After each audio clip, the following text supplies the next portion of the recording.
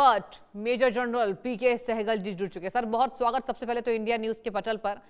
Sir बताइए कि अब अमेरिका जो कर रहा है, ऐसा नजर आ रहा है सर कि अब वेनेजुएला अकेला नहीं है, कि अमेरिका की हरकत से बाकी देशों को दिक्कत हुई है और यही वजह है कि अब पुतिन सामने आ गए। क्या कहेंगे सर, पूरा विस्तार।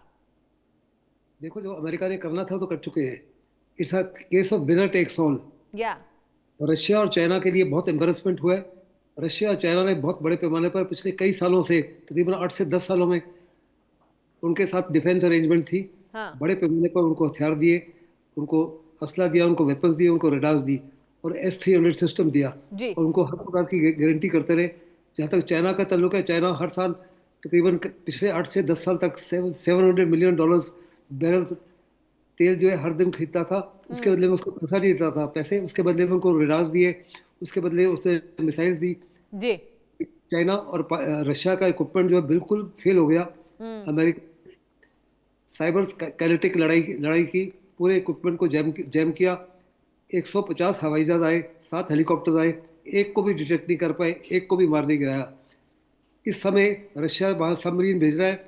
वो साफ तौर पर जानता है कि it's only only a show off face, लेकिन इससे कुछ कर नहीं सकते। वहाँ अमेरिका का बहुत बड़ा जमावड़ा है और रशिया की जो सबमरीन है उसको अमेरिका चाहे तो बड़ी आसानी से सिंक कर सकता है। रशिया साफ तौर पर जानता है कि वो अमेरिका के खिलाफ कोई कार्रवाई नहीं करेगा। हम्म। अमेरिका भी साफ तौर पर जानता है कि वो रशिया के खिलाफ कोई कार्रवाई नहीं करेगा। ये जस्ट अ लॉ, एक किस्म से अपने फेस सेविंग डिवाइस है कि भाई हम आपके साथ खड़े हैं। हम्म। जहाँ तक मादुरो का ताल्लुक है, मादुरो तो ऑलरेडी न्यूयॉर्क में जेल में है। उसकी फर्स्ट सुनवाई हो चुकी है, जिसमें उसमें कहा है आई एम नॉट गिल्टी। इस वाइफ ने भी कहा नॉट गिल्टी। 17 मार्च को दोबारा दोबारा सुनवाई होगी। जी। दुनिया में कुछ देशों की तरफ से बहुत ज़्यादा अमेरिका की कंडेमनेशन हुई है, खास करके रशिया की तरफ से, चाइना की तरफ से, नॉर्थ कोरिया की तरफ से, ईरान की तरफ से और फ्रांस की तरफ से। हम्म। और कुछ देश जो है वो या तो चुप्पी थाने हुए, जैसे हिंदुस्तान चुप्पी थाना हुआ है बिल्कुल। अपने हितों को निगाह में रखते हुए, और बाकी देश जो है अमेरिका की ताकत को निगाह में रखते हुए और उसके टैरिफ से डरते हुए वो भी चुप्पी चुप्पी थाने हुए। लेकिन ज़बरदस्त प्रेशर डाला जा रहा है अमेरिका के ऊपर, अनेकों देशों दुनिया के, कि वो किसी ना किसी तरीके से मदुरो जो है और उसकी वाइफ को उनको रिहा कर दे। लेकिन ट्रंप मुझे नहीं लगता किसी प्रकार से उसको रिहा करेगा। हम्म। जो जज है वो 92 ईयर्स ओल्ड है, जो न्यूयॉर्क का था। वो जज पार्डन में बिलीव करता है। जी। उसने 17 मार्च को अगली डेट दी है। अभी प्रेशर डाला जा रहा है कि उस जज को रिप्लेस किया जाए, क्योंकि हो सकता है कि वो जज जो है मदुरो को पार्डन कर दे, और जो अमेरिका के लिए बहुत ही एम्बेरसमेंट होगा, खास करके ट्रंप के लिए। ऐसे में अभी वहाँ मांग हो रही है कि उस जज को चेंज कर दिया जाए। वो अमेरिका का अंदरूनी मामला है। लेकिन पहले अगर आपको याद होगा, ट्रंप ने कहा था कि हमने वेनेजुएला को कैप्चर कर लिया है जी। और जी। वहाँ हमारी हुकूमत होगी। अभी उन्होंने साफ तौर पे कहा है कि हम जो है देश को चलाएंगे उन्हीं के प्रेसिडेंट के माध्यम से, डेल्सी के माध्यम से और उन्हीं उन्हीं के नेताओं के माध्यम से। लेकिन हमारे अमेरिका जो है बड़े पैमाने पर वहाँ से जो तेल निकालेगा 50 मिलियन बैरल्स अ डे, उसके लिए बंदोबस्त कर रहा है।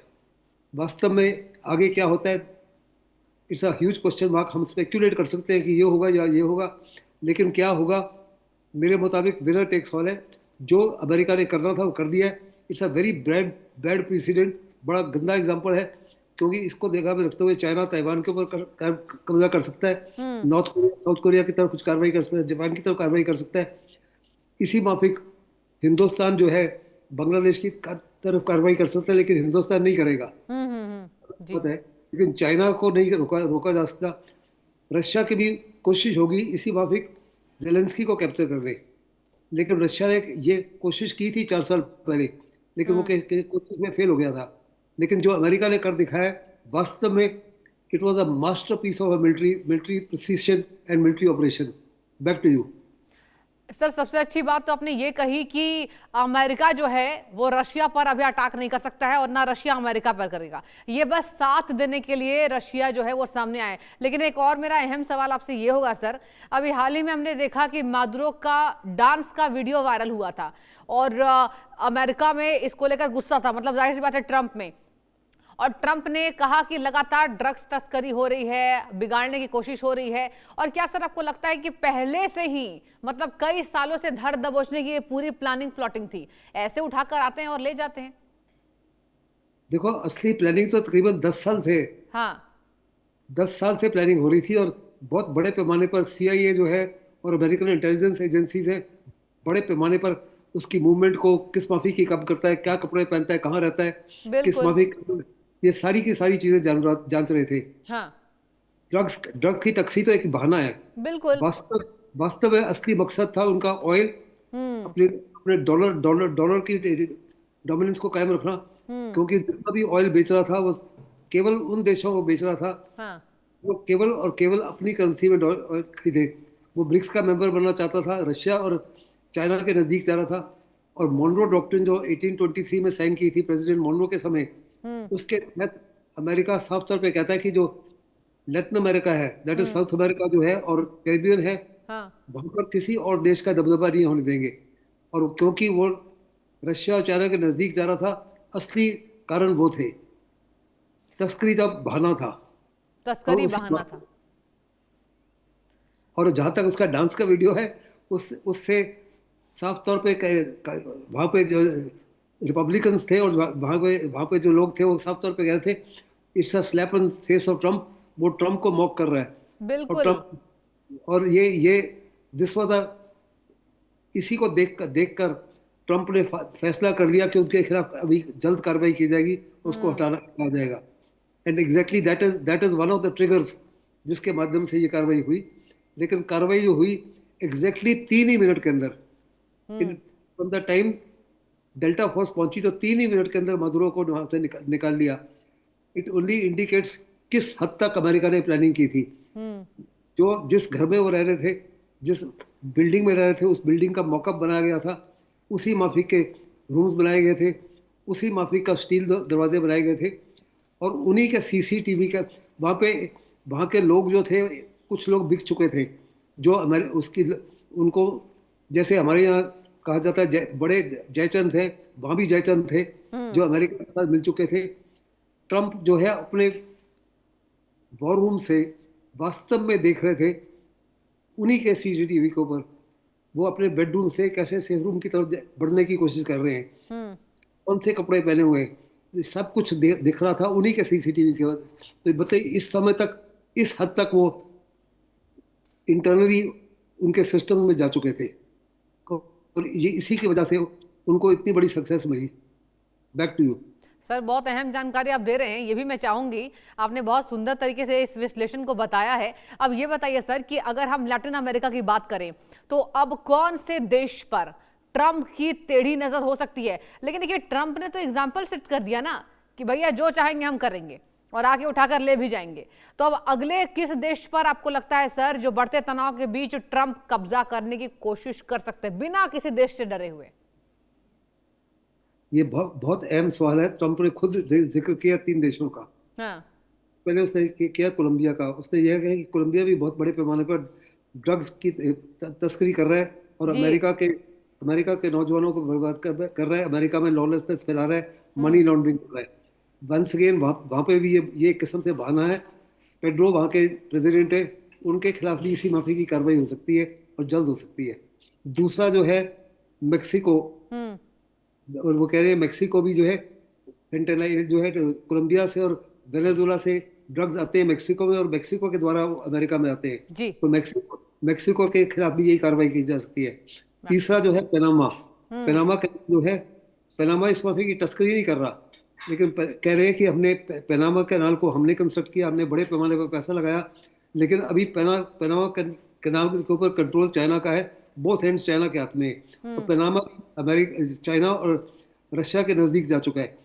और जैसे कि मैंने कहा, मोनरो डॉक्ट्रिन के तहत वो अमेरिका को एक्सेप्टेबल नहीं है। और चौथा देश जो है वो क्यूबा है।